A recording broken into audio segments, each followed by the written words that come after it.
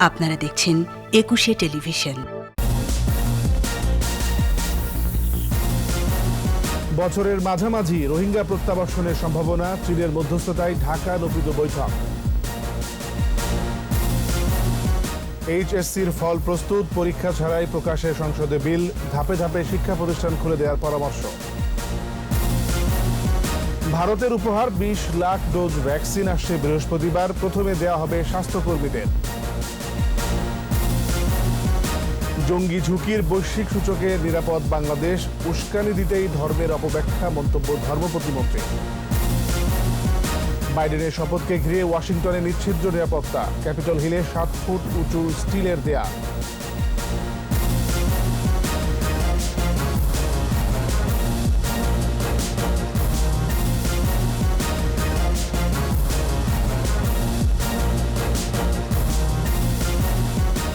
শুনছিলেন first securities network limited সংবাদ শিরোনাম। আমন্ত্রণ রাত 11টার একটু সংবাদে, সাথে আছি আমি এমএজি ওসমানী। দর্শক, একুশে টেলিভিশনের সংবাদ একই সাথে সরাসরি দেখতে পাবেন আমাদের ফেসবুক পেজ www.facebook.com/ekushe24 অনলাইনে। Mega spider ceiling fan, Mega বাতাসেই শান্তির পরশ।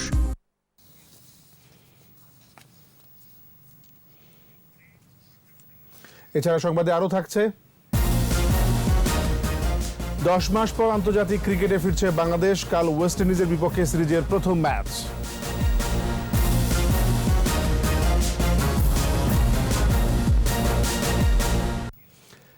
চলতি বছরের দ্বিতীয় প্রান্তিকে রোহিঙ্গাদের নিজ দেশে ফেরা শুরু হবে বলে আশাবাদী বাংলাদেশ। চীনের মধ্যস্থতায় মিয়ানমার বাংলাদেশ বৈঠকের পর গণমাধ্যমকে এই কথা জানান পররাষ্ট্র সচিব মাসুদ বিন মোমেন।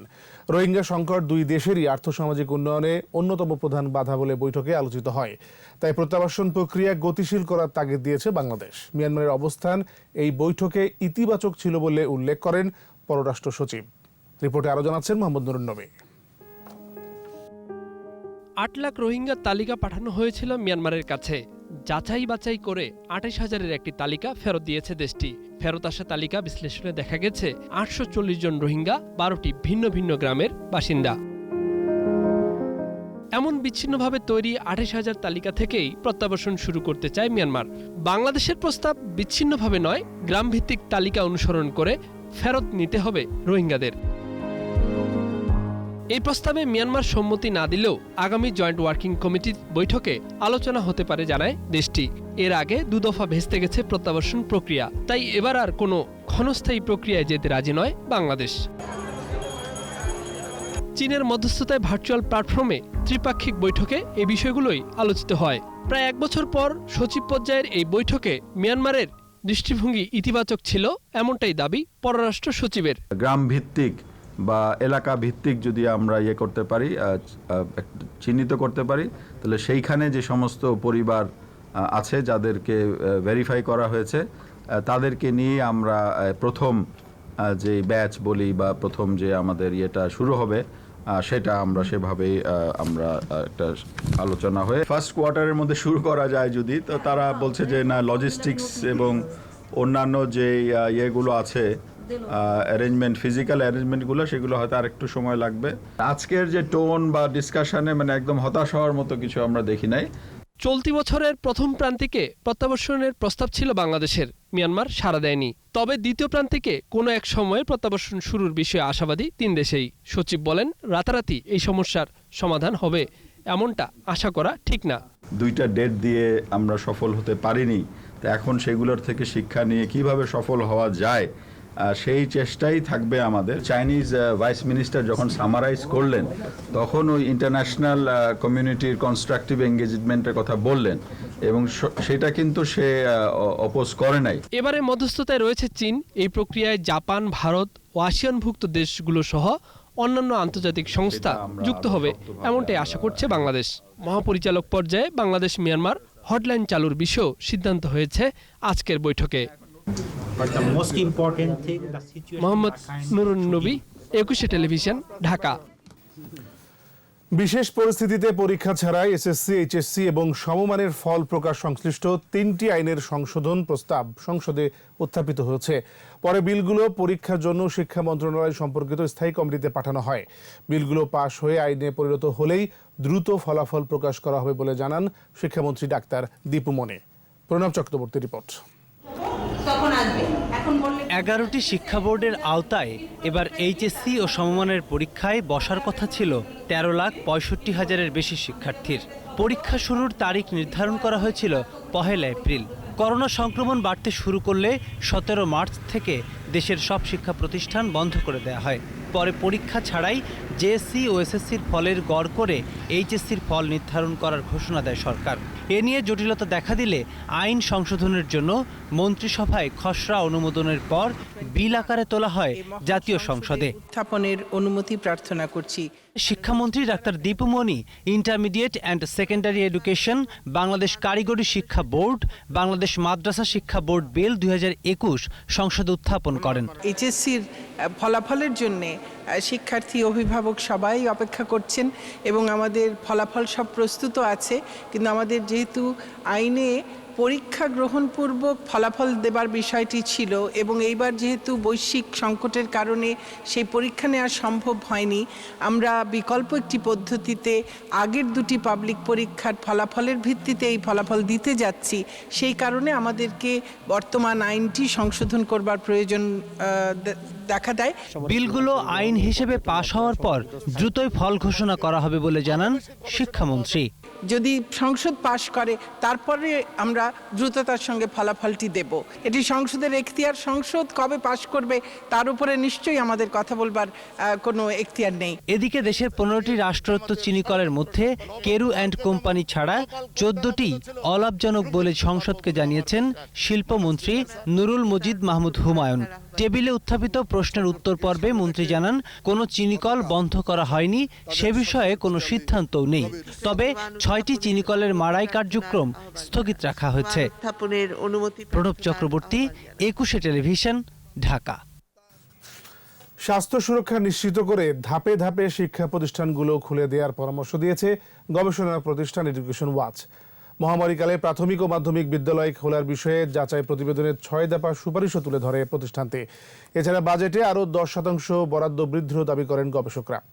আদিত্য মামুনের রিপোর্ট। এটি গত বছরের 17 মার্চের আগের চিত্র। দেশে করোনা ভাইরাস সংক্রমণের পরপরই বন্ধ ঘোষণা করা হয় সব শিক্ষা প্রতিষ্ঠান। তারপর থেকেই ঘরবন্দি শিক্ষার্থীরা। পিএসসি, জেএসসি, উচ্চ মাধ্যমিক সহ কোনো পরীক্ষাই নেওয়া সম্ভব হয়নি। এ অবস্থায় করোনা দুর্যোগে শিক্ষা প্রতিষ্ঠানের বর্তমান অবস্থা, প্রভাব ও চ্যালেঞ্জ মোকাবেলায় করণীয় নিয়ে অনলাইনে এডুকেশন ওয়াচের সমীক্ষা প্রতিবেদন প্রকাশ। ক্ষতিগ্রস্ত বিদ্যালয়গুলোর সক্ষমতা যাচাই করা ও করোনা নিয়ে শিক্ষক শিক্ষার্থীদের ভীতি দূর করে হাইজিন প্র্যাকটিস বাস্তবায়ন সহ বিভিন্ন সুপারিশও তুলে ধরা হয় প্রতিবেদনে। নিয়মিত তদারকি জোরদার করে প্রাতিষ্ঠানিকভাবে ভিজিলেন্স টিম গঠনের তাগিদ দিয়েছেন গবেষকরা। যেসব জায়গাগুলোতে ইনফেকশন কম, সেখানে আমরা আমাদের স্কুলগুলো করে দেখতে পারি। এডুকেশন সেক্টরেও সরকারকে আসলে বড় একটা প্রণোদনা দেওয়ার দরকার পড়বে। ভিজিলেন্স টিম করতে হবে এলাকা ভিত্তিক, যে কোন প্রতিষ্ঠানে কি হচ্ছে, এটা একটা দিক। আরেকটা দিক হলো, যদি হঠাৎ কত শিক্ষার্থী বা শিক্ষক আক্রান্ত হন, তাহলে সেই জরুরি অবস্থা মোকাবেলা করার জন্য বিশেষ ব্যবস্থা আমাদেরকে রাখতে হবে। বিদ্যালয়গুলো খুলে দিতে 6 দফা সুপারিশও তুলে ধরেন বক্তারা। 6টা খাতে সুপারিশ, একটা হলো স্কুল খোলা নিয়ে, আরেকটা হলো নিরাপত্তা, স্বাস্থ্য সুরক্ষা ব্যবস্থা করা, 3 নম্বর হলো ক্ষতিটা পোষানোর 2 শালা পরিকল্পনা। কোভিডের কারণে এই 3টি খাত মারাত্মকভাবে ক্ষতিগ্রস্ত, সেখানে শিক্ষা এবং প্রশিক্ষণ সরাসরি শিক্ষার সাথে যুক্ত। মহামারীকালে তৃণমূল শিক্ষার্থীরা পিছিয়ে পড়েছে, সে কারণেই স্বাস্থ্য সুরক্ষা নিশ্চিত করে ধাপে ধাপে শিক্ষা প্রতিষ্ঠান খুলে দেওয়ার পরামর্শ দেয়া হয়। করোনা পরিস্থিতিটা বিবেচনা করতে হবে কোভিড ম্যাপিং এর উপরে। যেখানে সবচেয়ে কম করোনা আক্রান্ত, সেখানেই শিক্ষার্থীরা সবচেয়ে বেশি ডিপ্রাইভড। বর্তমান পরিস্থিতি বিবেচনায় ফেব্রুয়ারি থেকে বিদ্যালয়গুলো খুলে দেয়া যায় কিনা সে বিষয়ে সরকারকে ভাববার তাগিদ দেন গবেষকরা। আমরা কিন্তু সরকারকে এই কথা কখনো বলছি না যে ফেব্রুয়ারিতে খুলে দিতে হবে বা মার্চে খুলে দিতে হবে। এটা সরকারের সিদ্ধান্ত, কিন্তু তারা পরিবেশ পরিস্থিতি যেন বিবেচনা করেন। আদিত্য মামুন, 21 টেলিভিশন, ঢাকা। ভারতের উপহার 20 লাখ ডোজ ভ্যাকসিন আসছে বৃহস্পতিবার দুপুর 1:30টায় এয়ার ইন্ডিয়ার একটি ফ্লাইটে ভ্যাকসিন আসবে।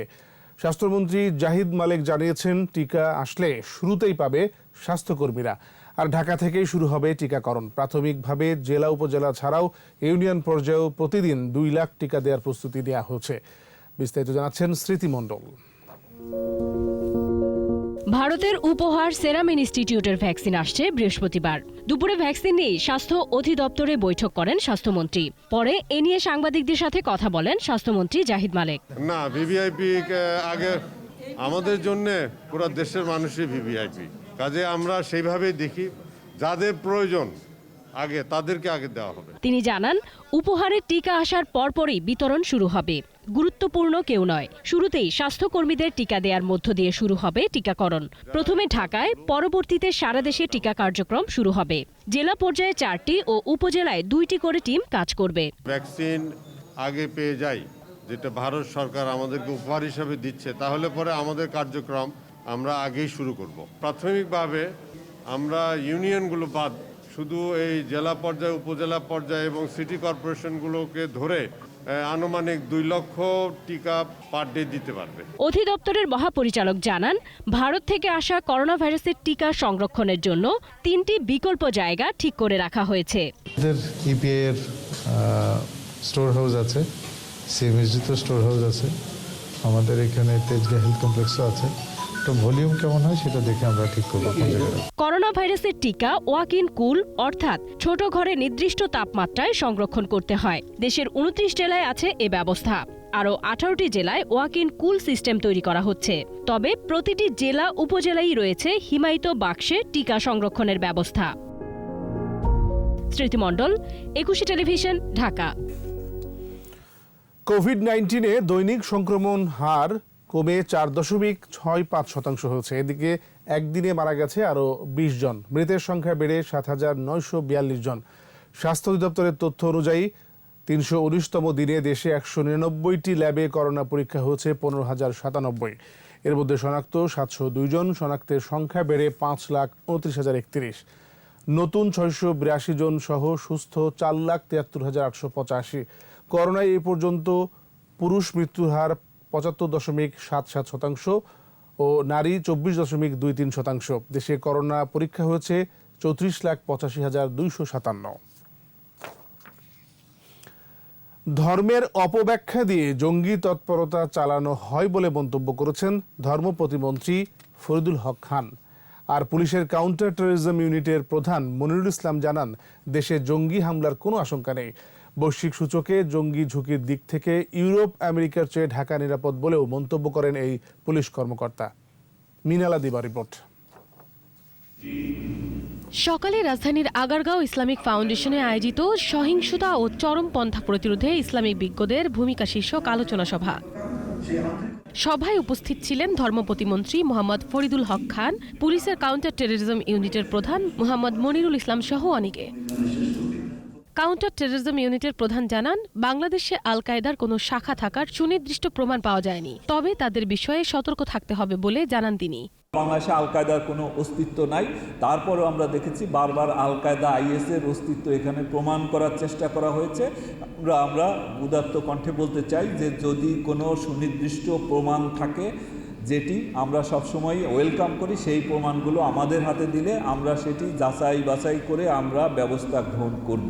হলি আর্টিজানের পর জঙ্গি তৎপরতায় একটা মহল সহায়তা করছে উল্লেখ করে মনিরুল ইসলাম জানান, সরকারের নির্দেশনা ও আইন শৃঙ্খলা বাহিনীর তৎপরতায় তাদের প্রতিরোধ করা সম্ভব হয়েছে। সরকারের জিরো টলারেন্স পলিসি এবং আমাদের প্রতি কঠোর নির্দেশনা, তারপরে মাননীয় প্রধানমন্ত্রী সোসাইটি সমাজের সকলকে এগিয়ে আসতে বলেছিলেন এবং বিশেষ করে আপনাদেরকে আলেমুলেমাদের এগিয়ে আসতে বলেছিলেন বলেই দেখা গেছে জঙ্গিবাদ কার্যকরভাবে নিয়ন্ত্রণ করা সম্ভব হয়েছে। আলোচনায় জুমার নামাজে জঙ্গিবাদ, মাদক বাল্যবিবাহ সহ সন্ত্রাসের বিপক্ষে আলোচনা করতে ইমামদের প্রতি আহ্বান জানান ধর্ম প্রতিমন্ত্রী।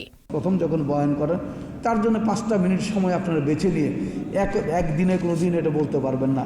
পর্যায়ক্রমে আপনারা এই বিষয়টা নিয়ে যদি আলোচনা করেন, আমার মনে হয় যে বাংলাদেশের সন্ত্রাস জঙ্গিবাদ আপনার থাকবে না। জঙ্গি দমনে কোমল কঠোর নীতিতে অগ্রসর হওয়া জরুরি বলে মনে করেন আলোচকরা। আলোচনা যখন সাধারণ মানুষের কাছে পৌঁছবে, সেই মানুষটা কিন্তু আপনাদের কথাকে শোলা না কিন্তু গ্রহণ করার চেষ্টা করে। মিনালা দীপা, 21 টেলিভিশন, ঢাকা। নিচ্ছি প্রিমিয়ার ব্যাংক লিমিটেড সংবাদ বিরতি। নো মাস্ক নো সার্ভিস বিধি মেনে চলুন, সুস্থ থাকুন। যখন ফিরছি তখন অন্যান্য খবরের সঙ্গে আরও থাকবে। মহানগরীর বাইরে যাচ্ছে 4 বাস টার্মিনাল, সমন্বিত গণপরিবহন কোম্পানির জন্য 100 কোটি টাকা বরাদ্দ। পঞ্চম দফায় 31 পৌরসভার ভোট 28 ফেব্রুয়ারি, সবগুলোতে ইভিএম। আবার আমন্ত্রণ রাত 11টার 21 সংবাদে। রাজধানীর শেষ সীমানায় নির্মাণ করা হচ্ছে 4টি আন্তজেলা বাস টার্মিনাল। বিরুলিয়া, কেরানীগঞ্জ, কাঁচপুর ও হিমায়তপুরে এসব টার্মিনালের স্থান নির্ধারণ করা হচ্ছে বলে জানিয়েছে সিটি কর্পোরেশন। তাছাড়া ঘাটারচর মতিঝিল পাইলট প্রকল্পের শেষ প্রান্ত কাঁচপুর পর্যন্ত বর্ধিত করা হয়েছে। এই প্রকল্পের অবকাঠামো উন্নয়ন 100 কোটি টাকা বরাদ্দের বিষয়েও কথা বলেছেন 2 city mayor. Bus route rationalisation কমিটির 15তম সভায় তারা এসব কথা বলেন। মাহমুদুল হাসান রিপোর্ট। রাজধানীর নিত্য ভোগান্তির নাম যানজট। 2 সিটির মেয়র দায়িত্ব নিয়েই যানজট নিরসনে একের পর এক পদক্ষেপ নিচ্ছেন। এ নিয়ে বাস মালিকদের সাথে বৈঠক করেছেন কয়েক দফা। এই ধারাবাহিকতায় সিটি কর্পোরেশন সিদ্ধান্ত নেয় ঢাকার বাইরে নির্মাণ করা হবে 10টি আন্তজেলা বাস টার্মিনাল। এর মধ্যে 4টি বাস টার্মিনাল স্থাপনের চূড়ান্ত সিদ্ধান্ত নেওয়া হয় বাস রুট রেশনালাইজেশন কমিটির 15তম সভায়। 4টি জায়গায় আন্তজেলা বাস টার্মিনাল স্থাপন করলে সারা দেশের যে বাসগুলো ঢাকামুখী যাতায়াত করে সেগুলোর জন্য আমরা নির্ধারণ করতে পারবো। তাছাড়া চলমান পাইলট প্রকল্পটির বাস ভাড়া, স্টপেজ এবং প্রকল্পের খসড়া নীতিমালা তৈরির বিষয়ে কথা বলেন 2 মেয়র। যেই জায়গায় আমরা পাইলটিং করে আমরা এগিয়ে যাব, সেই জায়গায় সুনির্দিষ্ট বাসবে, সুনির্দিষ্ট যাত্রী ছাউনি, সুনির্দিষ্ট কাউন্টার ছাড়া, সুনির্দিষ্ট বাস স্টপ বা বাস স্ট্যান্ড ছাড়া অন্য বাসগুলো বা যত্রতত্রভাবে আর দাঁড়াতে দেওয়া হবে না। পাইলট প্রকল্পের অবকাঠামোগত উন্নয়নের জন্য বাস মালিকদের স্বল্প সুদে ঋণ দেওয়ার কথাও জানিয়েছে সিটি কর্পোরেশন। প্রাথমিকভাবে 100 কোটি টাকার মতো একটি বরাদ্দ নির্ধারণ করা যায়, যাতে করে যে বাসগুলো এই রুটগুলোতে চলবে সেগুলো আধুনিকায়ন করার জন্য। পাইলট প্রকল্পটির সঠিক বাস্তবায়ন রাজধানীকে যানজট মুক্ত করতে সহায়ক হবে বলে আশা প্রকাশ করেছে 2 সিটির কর্মকর্তারা। এই বিশৃঙ্খলাকে আমরা টোটালি একটি শৃঙ্খলার মধ্যে আনার জন্যই কিন্তু আমরা চাচ্ছি, এবং আমাদের আলটিমেট গোল কিন্তু এটাই। ঘাটারচর থেকে কাঁচপুর পর্যন্ত এই প্রকল্পে বাস বে ও বাস স্টপেজ নির্ধারণ করেছে 2 সিটি কর্পোরেশন। দিকে বা ফলাফলের দিকে মাহমুদ হাসান, 21 টেলিভিশন, ঢাকা। স্বাধীনতা বিরোধী অপশক্তি ও সাম্প্রদায়িকতার বিরুদ্ধে মুক্তিযোদ্ধাদের ঐক্যবদ্ধ হবার আহ্বান জানিয়েছেন আওয়ামী লীগের সাধারণ সম্পাদক ওবায়দুল কাদের। দলের কেন্দ্রীয় কার্যালয়ে মুক্তিযুদ্ধ বিষয়ক উপকমিটির সভায় তার বাসভবন থেকে ভার্চুয়ালি যুক্ত হয়ে তিনি এই আহ্বান জানান। বক্তব্যে উল্লেখ করেন, গণতন্ত্র ও প্রগতির প্রধান বাধা এই অপশক্তি, মুক্তিযোদ্ধাদের বিভক্তি মুক্তিযুদ্ধের অর্জন ও চেতনাকে দুর্বল করে দিচ্ছে বলেও মন্তব্য করেন ওবায়দুল কাদের। রাজনীতিতে বিএনপির মিথ্যাচারেরও সমালোচনা করেন তিনি।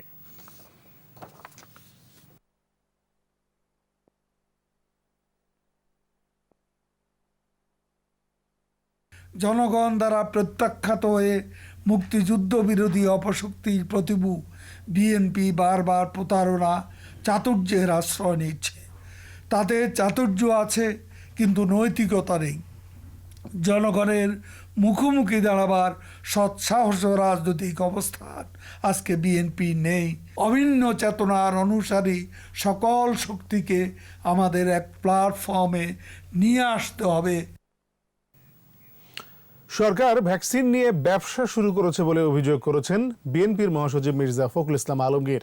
বিএনপির প্রতিষ্ঠাতা জিয়াউর রহমানের 85তম জন্মবার্ষিকী উপলক্ষে তার সমাধিতে শ্রদ্ধা নিবেদন শেষে তিনি বলেন, সরকারের উদাসীনতায় করোনায় প্রাণহানি নিয়ন্ত্রণ করা যায়নি। ভ্যাকসিন নিয়ে দুর্নীতি করলে সবাইকে টিকা দেওয়া সম্ভব হবে না বলেও মন্তব্য করেন ফখরুল। জনগণের কাছে জবাবদিহিতা না থাকায় সরকার দুর্নীতি করছে বলেও অভিযোগ করেন বিএনপি মহাসচিব। যে সরকার করোনা নিয়ন্ত্রণ করতে সম্পূর্ণ ব্যর্থ হয়েছে, এই ভ্যাকসিন নিয়ে তারা আবার লুটপাটে নিমগ্ন হয়েছে, তাদের দুর্নীতি করছে এবং সেই দুর্নীতির কারণে এই ভ্যাকসিনটাও আজকে প্রয়োগ করাটা একটা টোটালি মেস হয়ে গেছে, এটা তারা সহজে করতে পারবে না। বিভিন্ন পেশার দুর্নীতিবাজদের কারণে সাধারণ মানুষের অধিকার ক্ষুণ্ণ হচ্ছে বলেছেন যুবলীগের চেয়ারম্যান শেখ ফজলে শামস পরশ। রাজধানীর যাত্রাবাড়ির দনিয়া কলেজ মাঠে দুস্থদের মাঝে শীতবস্ত্র ও মাস্ক বিতরণ করেন যুবলীগের চেয়ারম্যান। পরে দুর্নীতিবাজদের প্রতিহত করার আহ্বান জানিয়ে বলেন, নেতাকর্মীদের গণমানুষের সেবায় এগিয়ে আসতে হবে। স্থানীয় সরকার নির্বাচনে নৌকা প্রতীকের প্রার্থীর পক্ষে কাজ করারও আহ্বান জানান পরশ। আমাদের গরিবদের অধিকার হনন করে অসাধু ব্যবসায়ীরা, দুর্নীতিপরায়ণ আমলারা, ভূমিদস্যুরা, চাঁদাবাজরা। বঙ্গবন্ধুর সেই অধিকার আদায়ের সংগ্রামকে আমরা যদি প্রাতিষ্ঠানিক ভিত্তি দিতে চাই, তাহলে আমাদের দুর্নীতি পরিহার করতে হবে। শুধু পরিহার করলে চলবে না, প্রতিরোধ করতে হবে। পঞ্চম দফায় ৩১ পৌরসভার ভোট ২৮ ফেব্রুয়ারি। সবগুলোতে ভোট হবে ইভিএমে। রাজধানীর আগারগাঁওয়ে নির্বাচন কমিশন সচিবালয়ে কমিশন বৈঠক শেষে তফসিল ঘোষণা করেন নির্বাচন কমিশন সচিব মোহাম্মদ আলমগীর। মনোনয়নপত্র দাখিল ২ ফেব্রুয়ারি, যাচাই ৪ ফেব্রুয়ারি ও প্রার্থীরা প্রত্যাহারের শেষ দিন ১১ ফেব্রুয়ারি। কোনো বিরতি ছাড়া সকাল ৮টা থেকে বিকেল ৪টা পর্যন্ত চলবে ভোট গ্রহণ।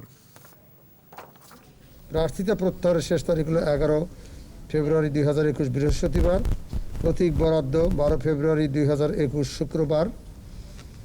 ভোট গ্রহণ হবে ২৮ ফেব্রুয়ারি ২০২১ রবিবার। ভোট চলবে সকাল ৮টা থেকে বিকাল ৪টা পর্যন্ত এবং ৩১টা পৌরসভায় ইভিএমের মাধ্যমে ভোট হবে। রাজধানীর বিমানবন্দর সড়কে স্বামী স্ত্রী নিহতের ঘটনায় ঘাতক বাস চালককে গ্রেপ্তার করেছে অপরাধ তদন্ত বিভাগ সিআইডি। তাকে জিজ্ঞাসাবাদ করা হচ্ছে। মঙ্গলবার রাজধানীর মালিবাগে সংবাদ সম্মেলনে এই তথ্য জানানো হয়। সিআইডি জানায়, আজমেরি পরিবহনের চাপায় ঘটনাস্থলে নিহত হন স্বামী স্ত্রী। এরপর লাইসেন্সবিহীন ঘাতক চালক দ্রুত সেখান থেকে পালিয়ে যায়। খুব দ্রুত ঘটনার সঙ্গে জড়িত ঘাতক বাস চালককে গ্রেপ্তার করতে সক্ষম হয় তারা। আসামিকে থানায় হস্তান্তর করা হয়েছে। অক্লান্ত প্রচেষ্টায় আমরা টেকনোলজি এবং আমাদের সোর্সের মাধ্যমে নিশ্চিত হয়ে বাস চালককে আমরা গ্রেপ্তার করতে সমর্থ হই। আমরা তো দেখিনি, ড্রাইভিং লাইসেন্স তো থাকার কথা স্বীকার করছে, আমরা দেখিনি এটা। রাজধানীর উত্তরা থেকে অপহৃত ব্যবসায়ী মিহির রায়কে উদ্ধার করেছে ডিবি পুলিশ। গ্রেপ্তার করা হয়েছে ২ অপহরণকারীকে। ডিএমপির মিডিয়া সেন্টারে সংবাদ সম্মেলনে জানানো হয়, রাজধানীর দক্ষিণখানের চেয়ারম্যান পাড়ার একটি বাসায় অভিযান চালিয়ে মিহির রায়কে উদ্ধার করা হয়। এ সময় ছুরিসহ নগদ ৪৯,০০০ টাকা জব্দ করা হয়। গ্রেপ্তার হওয়ার পর অপহরণকারীরা মিহিরের স্ত্রীর কাছ থেকে বিকাশের মাধ্যমে ২,৯১,০০০ টাকা আদায় করে নেয় বলেও জানানো হয় সংবাদ সম্মেলনে।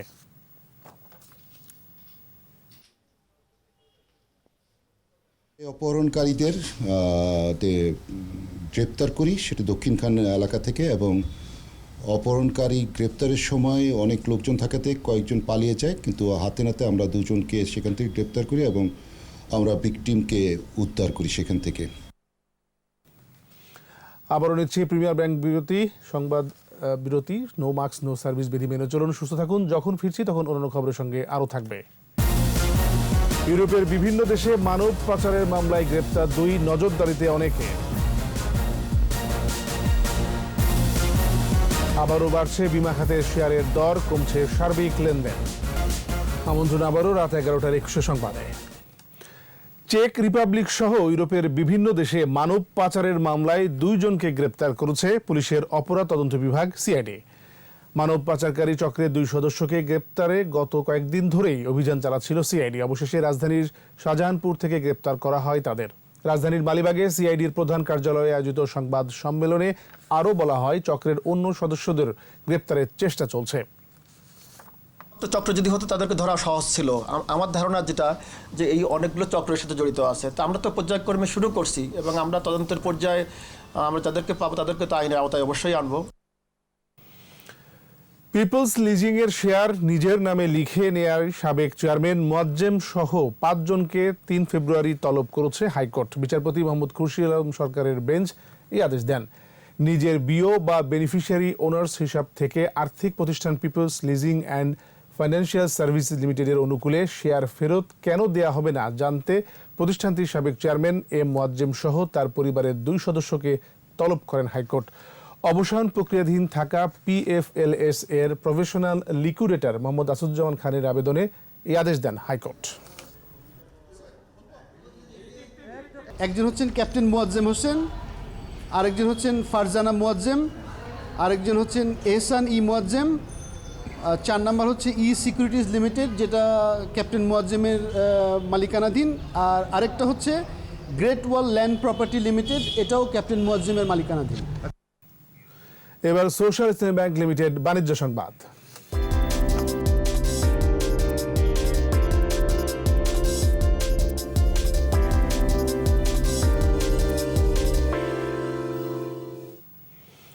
আবারও বাড়ছে বিমা খাতের শেয়ারের দর, তবে কমছে সার্বিক লেনদেন। মঙ্গলবার ডিএসসিতে লেনদেন হওয়া 357টি প্রতিষ্ঠানের মধ্যে দর বেড়েছে 181টির, কমেছে 106টির, আর অপরিবর্তিত ছিল 70 দর।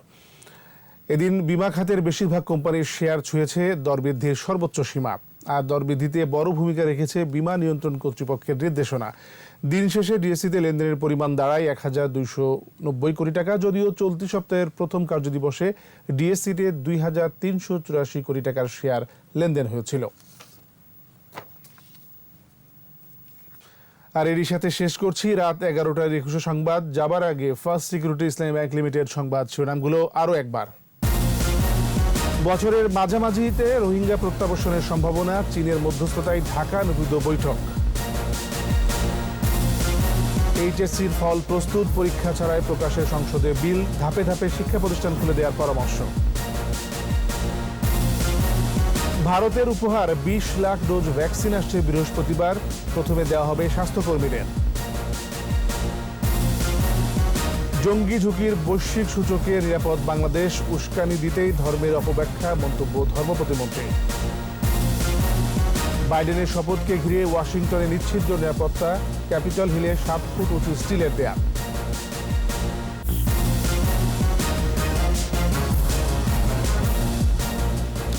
সর্বশেষ খবর জানতে ডায়াল করুন 2021 নম্বরে, আর ভিজিট করুন 21tv.com ওয়েবসাইটে। এছাড়া ফেসবুকে ভিজিট করতে পারেন facebook.com/2124 অনলাইন।